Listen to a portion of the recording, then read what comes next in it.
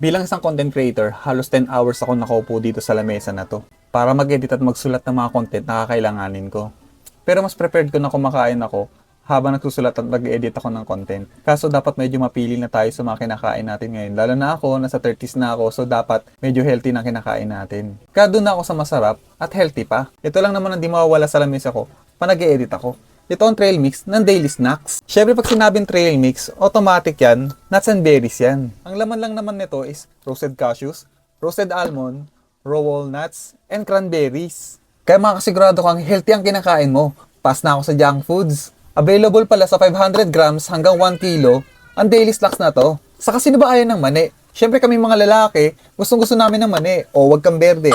Masarap lang daw pang partner sa beer. Pero pas tayo sa beer guys. Kung gusto niyo rin pala ng trail mix katulad nito, ilalagay ko